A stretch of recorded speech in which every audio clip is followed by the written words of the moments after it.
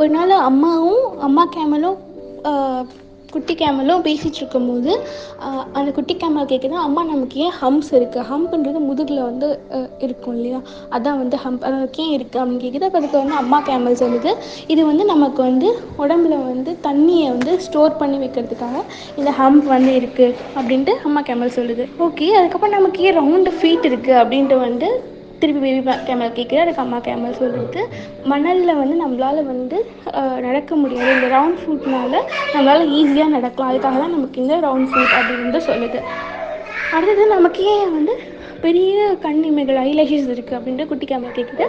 அதுக்கு அம்மா கேமல் சொல்லுது, இந்த மாதிரி மணலில் நம்ம நடந்து போகும்போது கண்ணில் வந்து தூசி வந்து பட்டுரும், இந்த மணல் தூசிலாம் வந்து கண்ணில் படாமல் இருக்கிறதுக்காக இந்த லாங் ஐலேஷஸ் வந்து நமக்கு இருக்குது அப்படின்ட்டு அம்மா கேமல் சொல்லுது. உடனே குட்டி கேமல் சொல்லுது, அம்மா நமக்கு இவ்வளோ நல்ல ஒரு விஷயங்கள், நமக்கு குவாலிட்டிஸ் இருந்தோம், நம்மளை கடவுள் அழகாக படைச்சி நம்ம ஏன் ஜூவில் இருக்கோம் அப்படின்னு கேட்குது.